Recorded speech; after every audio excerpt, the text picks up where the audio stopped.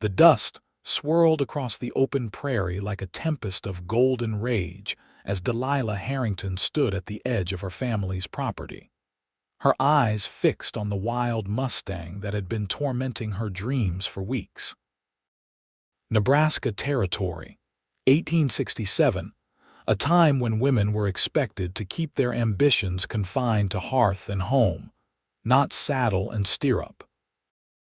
"That horse will be the death of you if your father doesn't kill you first," her younger sister Beatrice warned, clutching her shawl against the spring breeze that swept across the plains surrounding Kearney. Delilah turned, her copper hair escaping from its pins as she faced her sister. "I'm 22 years old, B. If I can manage a household, I can certainly manage a horse. You know what happened to Mother." Beatrice's voice dropped to a whisper, as though the mere mention of their mother's riding accident might summon her ghost from the weathered family plot behind their homestead. Their father, Judge Thomas Harrington, had forbidden his daughters from riding after their mother's death 6 years prior.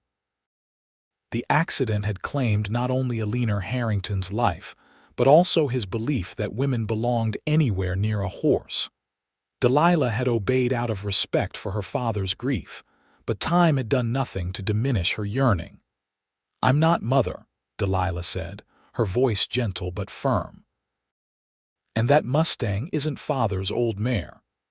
The wild horse in question, a palomino with a mane like spun gold, grazed about half a mile away.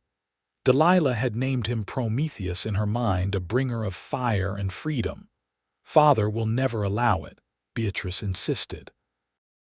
"And no one in town will sell you a saddle or help you break a wild horse. You're the judge's daughter." Delilah sighed, knowing her sister was right. Her father's influence extended throughout Kearney and beyond. His reputation as a fair but unyielding jurist meant few would cross him, especially for something as frivolous as a woman's desire to ride. "Come on," Beatrice said, tugging at her sister's arm. "Mrs. Whitfield's social is this afternoon, and Father expects us both to attend." Delilah reluctantly turned away from the mustang, but not before making a silent promise to herself and to the wild creature that represented everything she longed for, that somehow she would find a way. The Whitfield estate sat on the outskirts of Kearney, a testament to the fortune Frederick Whitfield had amassed in the railroad business. The sprawling house, with its wide porch and ornate trim, was the grandest in the territory and the setting for most of the town's social gatherings. Delilah and Beatrice arrived with their father, who immediately gravitated toward the other prominent men of Kearney. The sisters found themselves, as usual, among the cluster of young women near the refreshment table, expected to talk of nothing more substantial than the latest fashions from back east, or which eligible bachelor might make the most suitable husband. "Did you hear?" Martha Jenkins leaned in conspiratorially. "The Anderson Ranch has a new foreman. He arrived just yesterday." "Is he handsome?" giggled Sarah Pembroke. "Very," Martha confirmed, "and unmarried. They say he's from Texas originally." Delilah nodded politely, but found her gaze drifting toward the windows that overlooked the Whitfield stables. She had little interest in town gossip or marriage prospects. Her thoughts remained with the wild mustang and the freedom he represented. "Miss Harrington." A deep voice startled her from her reverie. "Your father suggested I make your acquaintance." Delilah turned to find herself looking up into the most startling blue eyes she'd ever seen. The man before her was tall, with sun-bronzed skin and dark hair that curled slightly where it brushed his collar. "Isaac Abernathy," he introduced himself with a slight bow, "new foreman at the Anderson Ranch." "Delilah Harrington," she replied, offering her hand.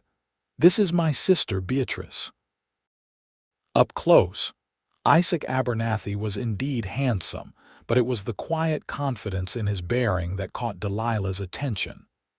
He stood with the ease of a man comfortable in his own skin, unlike many of the strutting peacocks who typically attended these gatherings.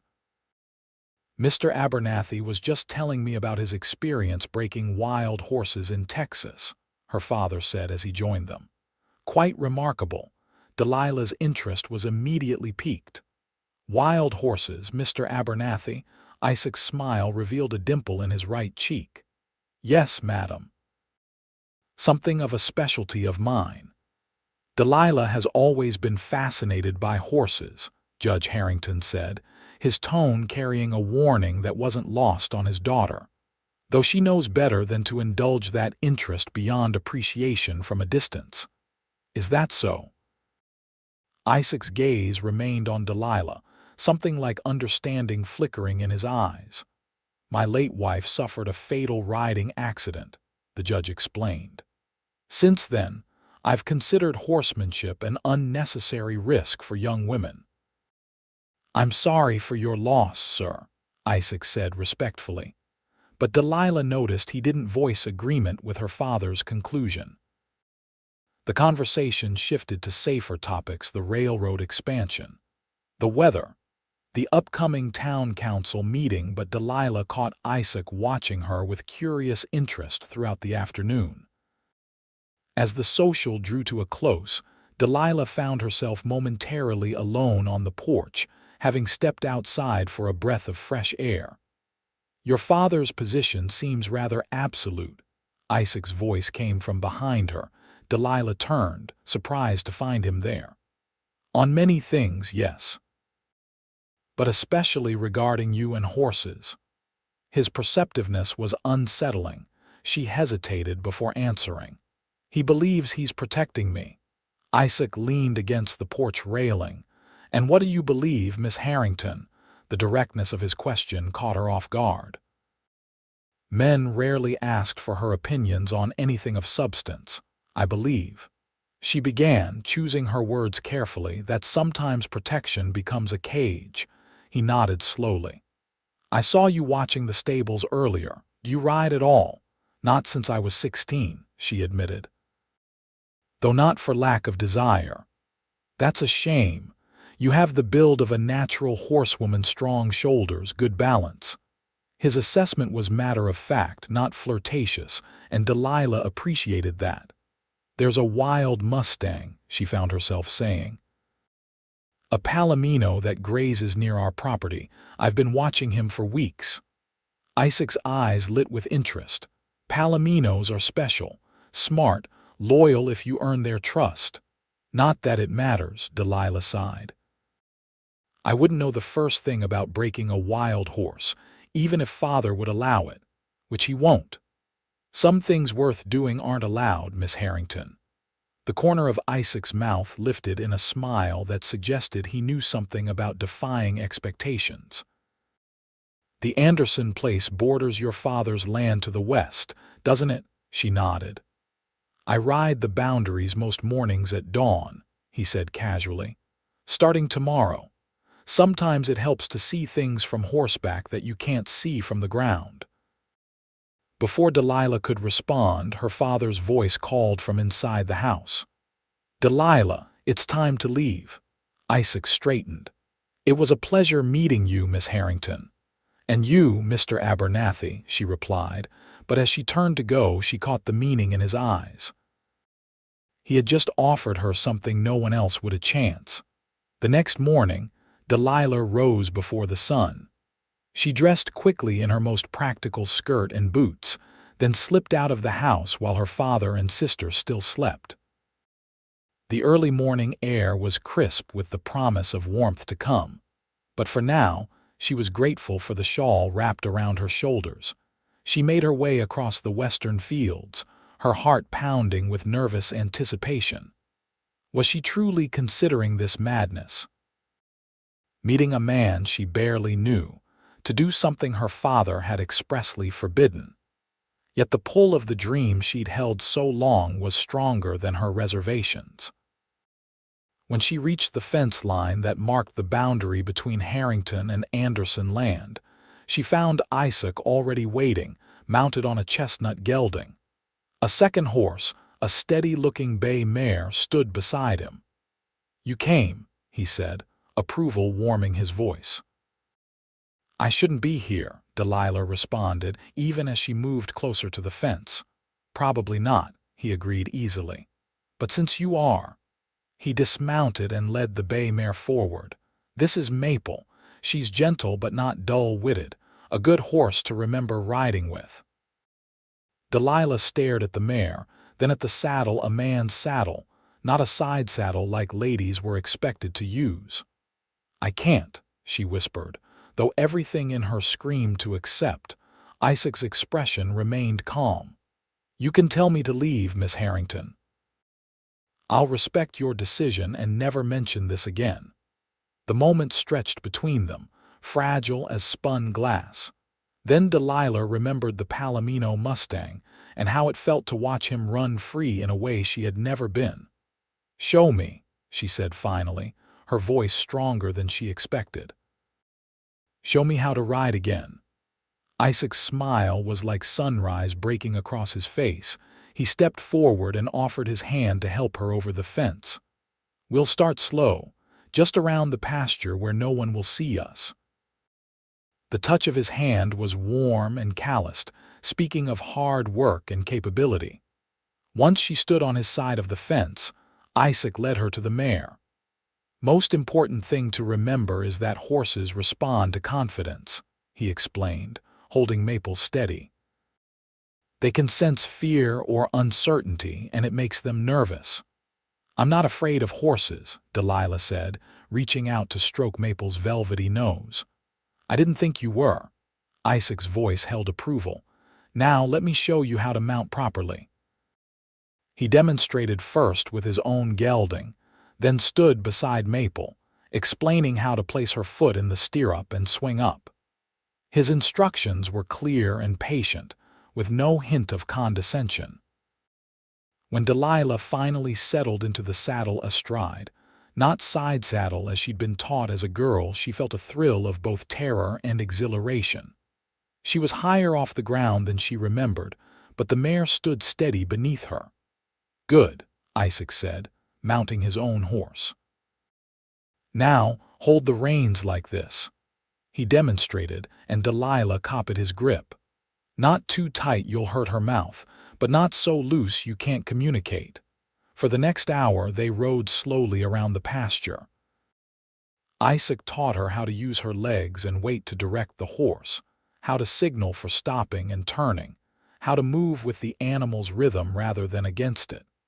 By the time the sun had fully risen, Delilah's cheeks ached from smiling, and she felt more alive than she had in years. "You're a natural," Isaac said as they finally dismounted. "As I suspected." "Thank you," Delilah replied, stroking Maple's neck. "This was—" She struggled to find words adequate to express her gratitude. "Same time tomorrow?" Isaac asked, his blue eyes holding a challenge she should refuse. This morning had been reckless enough. Yet the thought of returning to her constrained existence without this new freedom was unbearable. "Yes," she agreed, then hurried back across the fence and toward home before she could reconsider. Their clandestine riding lessons continued over the following weeks. Each dawn, Delilah would slip away to meet Isaac at the fence line, and each morning she grew more confident in the saddle. Isaac proved to be a patient teacher, gradually increasing the difficulty of their rides as her skills improved. He was unlike any man she'd met before. He treated her as an equal, never questioning her capacity to learn or her right to pursue something she loved. In return, Delilah found herself opening up to him in ways she never had with anyone else. "My mother loved to ride," she told him one morning as they rested their horses beside a small creek that cut across the Anderson property. "She taught me the basics when I was young. Father encouraged it, then said it built character." Isaac listened attentively as she rarely experienced from others. "What happened?" "She was thrown during a thunderstorm," Delilah said, the memory still painful after all these years. "The horse spooked at lightning. She hit her head on a rock. Father found her, but it was too late. "I'm sorry," Isaac said simply, offering no platitudes or false comfort. Father changed after that, became more protective, more controlling. He sold all our horses except the ones needed for the wagon and plow. She gazed at Maple, running her hand along the mare's smooth neck. "I understand his fear. I do, but it's not your fear," Isaac finished for her. "And living by someone else's fears is no way to live at all." "Exactly." Delilah looked at him with gratitude for his understanding. "What about you? How did you learn to work with horses?" Isaac's expression grew distant. "My father was a drunk who couldn't keep a job. My mother died when I was young. We moved around a lot, following whatever work he could find. When I was 14, we ended up on a ranch in Texas. The owner saw something in me, took me under his wing, taught me everything he knew about horses. And your father rode off one day and never came back." Isaac shrugged, but Delilah could see the old hurt beneath his casual tone. "By then, I had found my place. Worked my way up from stable boy to cowhand to foreman." "I'm sorry about your father," Delilah said. "Don't be. He gave me one good thing, my name. Said I was named after Isaac from the Bible because I was a son he never expected to have." A smile softened the harshness of the memory. "The rest I built myself." As they talked, Delilah became increasingly aware of Isaac not just as her riding instructor, but as a man, one whose strength came with gentleness, whose confidence didn't require domination of others. She found herself watching the way the sun caught in his dark hair, how his hands moved with sureness whether handling horses or gesturing as he spoke. One morning, about a month after their lessons began, Isaac arrived at their meeting place leading not just their usual mounts but a third horse, the Palomino mustang that had captured Delilah's imagination. "How?" she gasped, staring at the magnificent creature now wearing a halter, though still clearly wild in his bearing. "Patience and a little luck," Isaac said, his eyes bright with triumph. "I've been working with him each evening after my duties at the ranch. He's still green, barely accepting a halter and lead rope, but he's learning." Delilah approached slowly, her heart racing. The mustang watched her with wary eyes, nostrils flaring. "Easy," she murmured, extending her hand palm down, stopping just short of touching him. "You're beautiful, aren't you?" The horse snorted and tossed his head but didn't pull away. "He'll need a lot more training before he's safe to ride," Isaac cautioned, "but I thought you might like to be part of the process." Delilah looked from the mustang to Isaac, overwhelmed by the gesture. "You did this for me." "I did." His voice was soft, and something in his gaze made her breath catch. "Some spirits aren't meant to be broken, Delilah, only gentled." It was the first time he had used her given name, and the intimacy of it sent a warmth through her that had nothing to do with the morning sun. Over the next few weeks, their dawn meetings expanded to include evening sessions focused on training the Palomino, whom Delilah officially named Prometheus. Isaac taught her how to establish trust with the wild horse, the importance of consistent behavior, of respecting the animal's boundaries while gradually expanding his comfort with human contact. "Horses are prey animals," Isaac explained as they worked together to familiarize Prometheus with a saddle blanket. "Their first instinct is to run from anything that frightens them. Our job is to convince him we're not a threat." "Like people," Delilah observed, thinking of her own careful navigation of her father's rules and society's expectations. Isaac glanced at her with surprise. "That's insightful. Yes, I suppose it is like people. Trust has to be earned, not demanded." As summer bloomed across the Nebraska plains, so too did the connection between Delilah and Isaac. Their conversations ranged from practical horsemanship to philosophy, literature, and their dreams for the future. Isaac spoke of saving to buy his own ranch someday. Delilah confessed her desire to see more of the world beyond Kearney. They were careful to maintain propriety, always meeting in open spaces, never touching beyond what was necessary for riding instruction. But Delilah knew that what was growing between them went far beyond friendship or the shared love of horses. She also knew discovery was inevitable. It came on a sweltering July afternoon. Delilah had told her family she was visiting Martha Jenkins, then slipped away to meet Isaac at the small stable he'd constructed for Prometheus on a remote corner of Anderson land. They were working on getting the mustang accustomed to the saddle when they heard hoofbeats approaching. "Someone's coming," Isaac warned, immediately moving to stand at a respectable distance from Delilah. Judge Harrington appeared on his workhorse, his face thunderous as he took in the scene before him, his daughter in riding clothes, clearly in the midst of training a horse, with the Anderson foreman looking guilty beside her. "Father," Delilah began, but the judge cut her off with a raised hand. "Home, now." His voice was cold with fury. "We will discuss this later." "Sir," Isaac stepped forward. "This was my idea. I have no interest in your explanations, Mr. Abernathy." The judge's tone could have frozen the July heat. "My quarrel is with my daughter, who has deliberately defied me and dishonored her mother's memory." "That's not fair," Delilah protested, anger rising to match her father's. "Mother loved riding. She would never have wanted this for me to be afraid to give up something that brings joy." "You know nothing of what your mother would have wanted," her father snapped. "She is dead because of a horse, and I will not lose you the same way. Home, Delilah, I won't say it again." Delilah looked helplessly at Isaac, who gave her a small nod. "Go," he murmured. "We'll sort this out." With reluctance, she mounted Maple, whom they had brought along for their training session, and followed her father back toward their homestead. The ride passed in stony silence, but once they reached home and were alone in the judge's study, Thomas Harrington's composure cracked. "How could you?" he demanded, pacing before the fireplace. "After everything we've been through, after losing your mother to this very foolishness."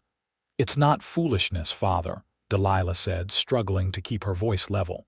"It's something I love, something that makes me feel alive." "And what of my feelings, my peace of mind?" He stopped to face her.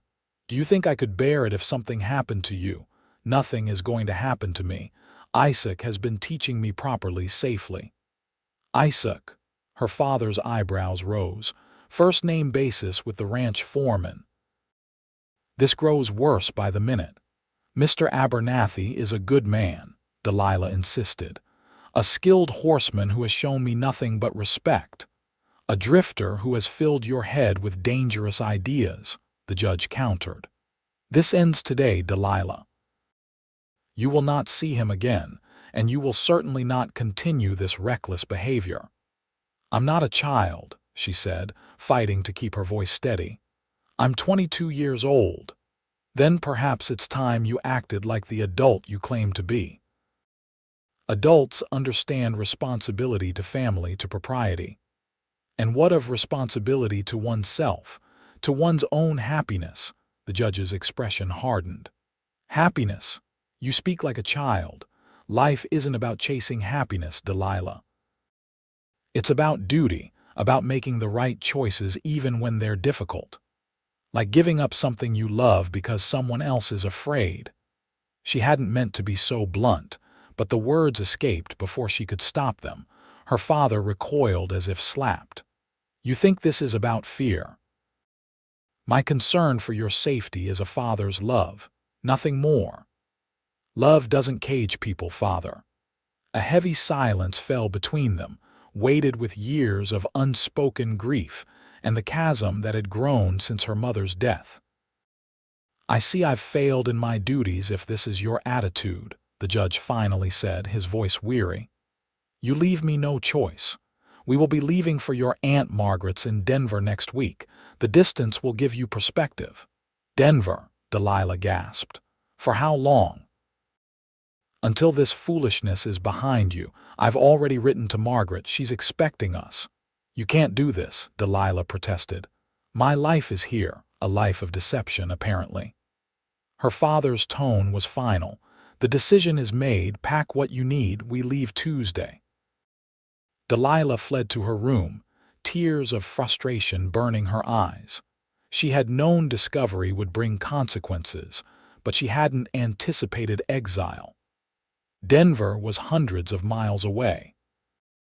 She might never see Isaac again, never finish Prometheus's training, never have the chance to explore the feelings growing between them. That night, she made her decision. Slipping from the house after her father and sister were asleep, she made her way to the Anderson ranch by moonlight. Isaac opened his door at her soft knock, surprise evident on his face. "Delilah, what are you doing here? It's nearly midnight." "My father is sending me to Denver," she said without preamble. "We leave Tuesday." He ushered her inside the small cabin that came with his position as foreman. It was Spartan but neat, with books stacked on a small table, evidence of a mind that sought knowledge even in isolation. "Sit down," he offered, pulling out the only chair while he leaned against the rough wooden table. "Tell me everything." Delilah explained her father's plan and his unyielding position on both riding and seeing Isaac again. "Denver," Isaac repeated when she finished. "That's quite a journey." "I won't go," Delilah stated, lifting her chin. "I can't." Isaac studied her face in the lamplight. "What are you suggesting?" "I don't know," she admitted. "But I know I can't leave, not now, not when I've finally found." She trailed off, uncertain how to name what she'd found with him. "Freedom," he suggested softly. "Yes, and—" She met his gaze directly. "And you." The confession hung in the air between them. Isaac pushed away from the table and knelt before her chair, taking her hands in his. "Delilah," he said, her name like a prayer on his lips. "These past weeks have been the happiest of my life. I've grown to care for you in ways I never expected." "And I for you," she whispered.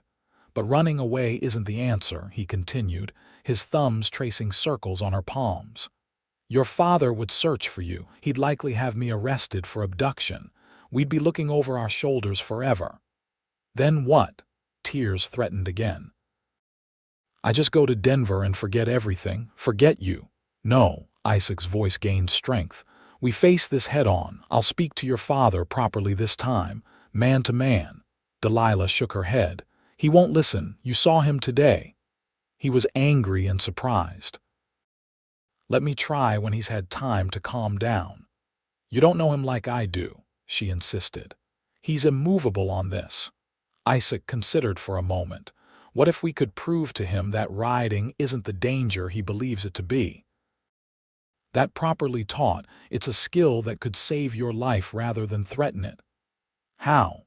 "The Founders' Day celebration is this Saturday," Isaac said, thinking aloud. "There's always a riding demonstration. What if you were to participate? Show your father and the whole town that you can handle yourself capably on horseback." "Father would never allow it," Delilah pointed out. "Women don't ride in those exhibitions." "Not usually," Isaac agreed, "but Clive Anderson owes me a favor. As head of the celebration committee, he has some influence, if I can convince him." Hope flickered in Delilah's chest. "You think he might agree? It's worth trying."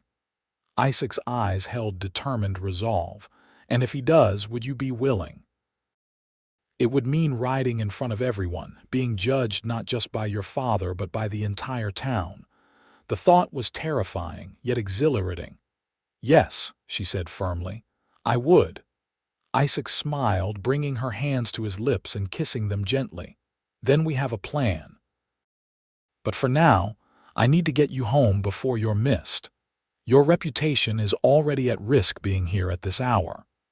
He escorted her back to the edge of her father's property, their hands linked in the darkness. neither willing to let go until absolutely necessary. "Saturday," he promised as they parted. "Trust me." "I do," she replied, and knew it was true in ways that went beyond their immediate crisis. The days that followed were tense. Judge Harrington watched Delilah like a hawk, and she was careful to give him no further cause for suspicion. She feigned reluctant acceptance of the Denver plan, though inwardly she pinned all her hopes on Isaac's strategy. On Friday afternoon, a formal invitation arrived at the Harrington home. The town council requested the judge's family's attendance at the Founders' Day celebration, specifically noting that a special demonstration had been arranged in honor of the town's most respected jurist. "Curious," her father remarked, reading the invitation at dinner. "They've never done anything special for me before. Perhaps they wish to show their appreciation before you leave for Denver," Beatrice suggested. "Perhaps." The judge seemed pleased despite his suspicion. "Well, we shall certainly attend. It would be discourteous to refuse." Delilah kept her eyes on her plate, afraid her face might betray her knowledge. Saturday dawned clear and bright, a perfect summer day for Kearney's biggest annual celebration. The town square was decorated with bunting and flags. Food stalls offered everything from roasted corn to apple pies, and a bandstand had been erected for dancing later in the evening. The Harrington family arrived mid-morning, greeted warmly by townspeople who expressed regret at the news of their impending departure for Denver. Gossip traveled quickly in Kearney. Judge Harrington accepted their well wishes with dignified nods, while Delilah scanned the crowd for Isaac. She spotted him in conversation with Clive Anderson near the temporary corral that had been set up for the riding exhibitions.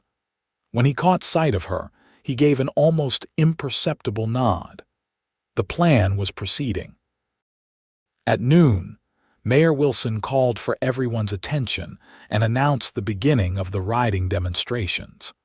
First came the young men of the town, showing off their roping skills and horsemanship to appreciative applause. Then several experienced ranchers, including Clive Anderson, demonstrated more advanced techniques. Finally, the mayor stepped forward again. "Ladies and gentlemen, we have a special presentation today. As many of you know, Judge Harrington has served our community with wisdom and fairness for many years. Today, we wish to honor him with a unique demonstration that challenges us to reconsider some of our long-held assumptions." The judge shifted beside Delilah, his expression curious but wary. "I give you Miss Delilah Harrington," the mayor announced, "who will demonstrate that skill and proper training, not gender, determine a rider's ability." A murmur rippled through the crowd as all eyes turned to Delilah. Her father's face darkened with anger. "What is the meaning of this?" He hissed. "Please, father," Delilah whispered. "Just watch." Before he could forbid it, she stepped away from the family and walked toward the corral where Isaac waited with Maple. The mare was groomed to perfection, her coat gleaming in the sunlight. Isaac had even managed to find a proper riding skirt for Delilah, divided for riding astride but still modest enough for public appearance. "Ready?" Isaac asked quietly as he helped her mount. "Terrified," she admitted, "but ready. Just like we practiced," he reassured her. "You can do this." Delilah settled into the saddle and took a deep breath. Then she guided Maple into the corral to face the curious stares of the entire town. For the next 15 minutes, she demonstrated everything Isaac had taught her, walking, trotting, and cantering in perfect control, executing precise turns and halts, even navigating a simple obstacle course that had been set up. Maple responded beautifully to her subtle commands, their partnership evident to all who watched. The crowd, initially skeptical, began to murmur with approval. By the time Delilah completed her demonstration with a perfectly executed figure 8, many were applauding enthusiastically. She brought Maple to a halt directly in front of where her father stood, his face now inscrutable. "As you can see, Judge Harrington," the mayor said, taking advantage of the positive response, "your daughter possesses remarkable skill. It would be a shame to see such talent leave our community."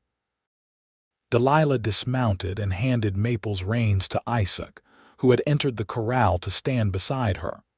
Then she approached her father, conscious that the entire town was watching this confrontation. "This was your idea," her father said, his voice low enough that only she could hear. "It was born of necessity," Delilah replied evenly. "You wouldn't listen any other way. You've made a spectacle of our family disagreement. No, father, I've demonstrated that your fears, while understandable, are misplaced. I am not mother. Her accident was tragic, but allowing it to dictate my life, our lives, is a different kind of tragedy." The judge's jaw worked as he struggled with his emotions. "And him?" He nodded toward Isaac, who stood respectfully waiting. "Is he part of this demonstration as well?" "Mr. Abernathy has been my teacher," Delilah said carefully. "He has shown me what's possible when skill replaces fear." Her father studied her face, seeing perhaps for the first time not the daughter he needed to protect, but the woman she had become. "You care for him?" It wasn't a question, but Delilah answered anyway. "I do, very much." The judge sighed deeply, the sound of a man recognizing the limits of his control. "We will discuss this at home, all of it." His tone made clear the conversation was far from over, but the immediate crisis had passed. The remainder of the celebration continued around them: games and music, food and laughter, but for Delilah, the world had narrowed to the small circle containing herself, her father, and Isaac. Whatever came next would determine the course of her future. That evening, Judge Harrington invited Isaac to the house. The two men sequestered themselves in the judge's study for over an hour while Delilah paced anxiously in the parlor, with Beatrice attempting to distract her with idle conversation. When the study door finally opened, both men emerged looking somber but calm. "Delilah," her father said, "Mr. Abernathy has made a compelling case regarding both your riding abilities and his intentions toward you." She glanced between them, hope rising cautiously. And I have given him permission to call on you properly," the judge continued.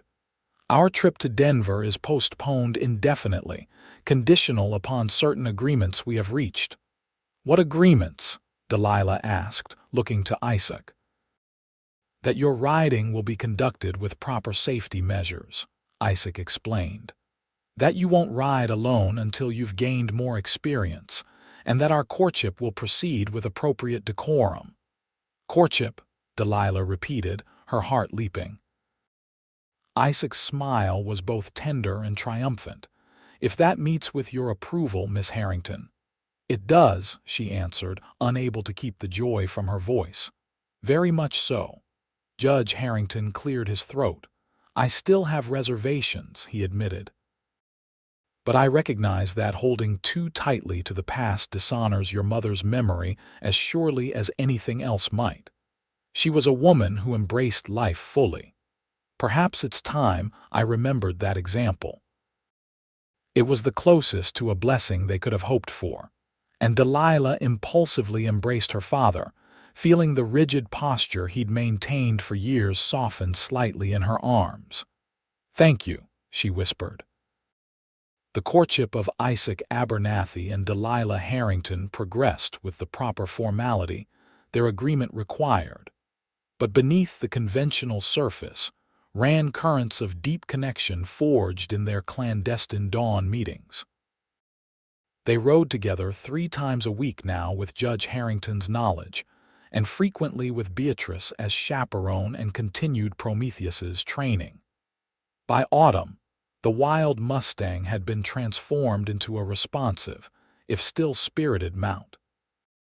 The day Delilah first rode him across the open prairie, with Isaac watching proudly from atop his gelding, was a culmination of months of patience and partnership.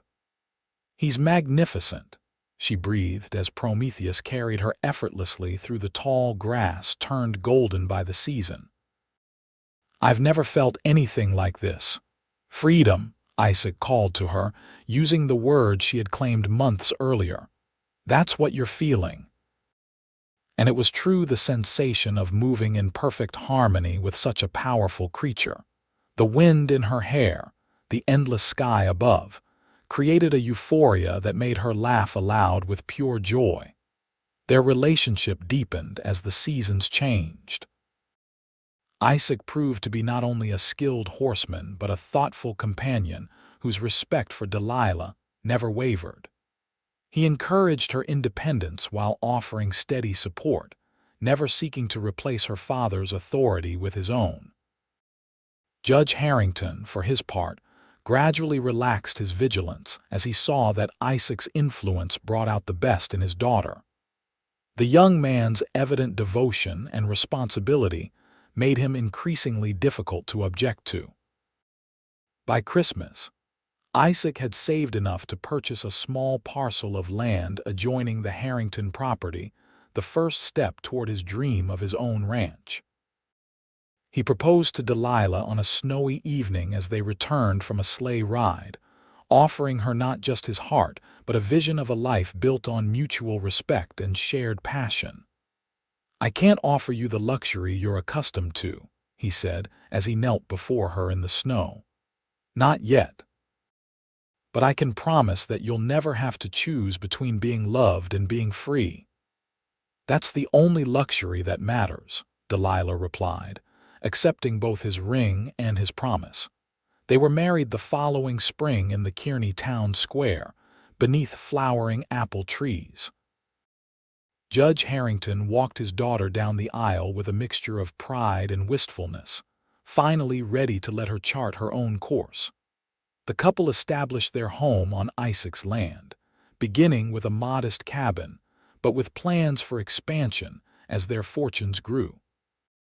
Isaac's reputation as a horse trainer spread throughout the territory, bringing clients willing to pay well for his expertise. Delilah worked alongside him, her own skills with horses becoming renowned in their own right. Together they built not just a ranch, but a sanctuary for horses that others had given up on animals considered too wild or damaged to be useful. Their methods of patience and respect, rather than force, earned them both success and satisfaction. 2 years after their wedding, Delilah gave birth to their first child, a son they named Thomas James, honoring both her father and the rancher who had mentored Isaac in Texas. The boy grew up in the saddle, inheriting his parents' natural affinity for horses and their determination to forge his own path. Judge Harrington, who had once feared horses would take his daughter as they had taken his wife, became a frequent visitor to the ranch. He developed a particular fondness for Prometheus, often remarking that the Palomino's journey from wild to willing paralleled his own evolution from rigid fear to cautious acceptance. "Your mother would be proud," he told Delilah one evening as they watched Isaac teaching young Thomas to lead a gentle pony around the corral. "Not just of what you've built here, but of who you've become in building it." "I hope so," Delilah said, resting a hand on her growing belly where their second child, a daughter, she suspected was making her presence known. "I think of her every time I ride." "As do I," her father admitted, "but now the memories bring more comfort than pain." "A gift I owe to your stubbornness, I suppose," Delilah smiled. "And to a cowboy who handed me the reins when everyone else said I shouldn't have them."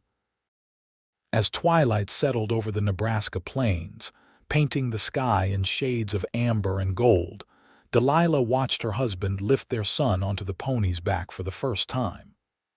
Isaac's hands were steady, his instructions clear and encouraging, his pride evident in every line of his body. This was the legacy they were building, not just a ranch or a family, but a place where courage was valued over caution, where boundaries existed to ensure safety rather than limit potential, and where the wildness in both humans and horses was recognized not as a flaw to be eliminated, but as a strength to be channeled. Later that night, with Thomas asleep and the ranch quiet under a canopy of stars, Delilah and Isaac sat on the porch of their now expanded home. "You ever think about how differently things might have turned out?" she asked, leaning against his shoulder. "If you hadn't offered me maple that first morning." Isaac's arm tightened around her. "I knew the moment I saw you watching the Whitfield stables that you were a woman meant to ride. The rest was just finding a way to make it possible. Against my father's wishes, against town expectations, against tradition itself. Some traditions deserve to be challenged," Isaac said simply, "especially those that cage the human spirit." Delilah thought of all they had built together in the years since that fateful morning, their thriving ranch, their growing family, their reputation for transforming problem horses through methods that respected the animal's nature rather than trying to break it. "Our daughter will ride from the beginning," she said, placing Isaac's hand on her rounded belly. "No one will ever tell her she can't because she's a woman." "No one would dare," Isaac chuckled, "not with you as her mother." The baby kicked against his palm, as if in agreement, and they both laughed, their joy echoing across the land that had witnessed their unlikely beginning, and now cradled their shared future. As the years passed, the Abernathy Ranch became known throughout Nebraska Territory and beyond, not just for the quality of their horses but for their progressive approach to training. Riders came from as far as St. Louis and Chicago to learn their methods, and many were surprised to find that Delilah was as much the expert as Isaac. Their family grew with the addition of their daughter, Eleanor Margaret, named for both grandmothers, and eventually a third child, another boy they called William. All three children inherited their parents' affinity for horses and their commitment to forging their own paths, regardless of convention. When Thomas turned 16, Isaac and Delilah gifted him with a colt descended from Prometheus, a symbol of the legacy that had begun with a forbidden ride, and a cowboy who understood that some spirits are meant to run free. By the time Judge Thomas Harrington passed away peacefully at the age of 78, he had lived to see his grandchildren grow into confident riders, and his once modest objections to his daughter's passion transformed into one of his greatest sources of pride. At his funeral, Delilah stood beside Isaac, their children surrounding them, and remembered the words her father had spoken to her on his last lucid day. "The greatest gift a parent can give is the courage to let their children find their own way, even when that way frightens them. Your mother knew that. It took me longer to learn." That evening, as dusk painted the Nebraska sky in deepening shades of purple and gold, Delilah saddled Prometheus, older now but still proud and strong, and rode out alone across the land that had become the embodiment of her freedom. The aging Palomino carried her with the same sure-footed grace he had shown since first accepting her as his rider, their partnership a testament to patience, respect, and the transformative power of trust. As she crested a rise overlooking their sprawling ranch, Delilah reined Prometheus to a halt. Below, lanterns glowed in windows of the main house and bunkhouse. Smoke curled from chimneys, and in the largest corral, she could make out Isaac working with their newest rescue, a skittish mare others had deemed unrideable. The sight filled her with a contentment so complete it brought tears to her eyes. This was what had grown from that first rebellious dawn ride, not just a successful ranch or a loving family, but a revolution of sorts. Their methods had influenced countless horsemen throughout the territory, gradually shifting practices away from brutal, breaking toward partnership and mutual respect. Their daughter rode as fearlessly as any man, already showing signs of surpassing both her parents in natural ability. Their sons understood that true strength lay in gentleness, not domination. And at the center of it all stood Isaac, the cowboy who had seen in her not just a judge's sheltered daughter, but a woman with the courage to claim her rightful place in the saddle. As Delilah turned Prometheus toward home, she remembered the words Isaac had spoken all those years ago. Some things worth doing aren't allowed. How right he had been, and how grateful she was that together, they had found the courage to do them anyway.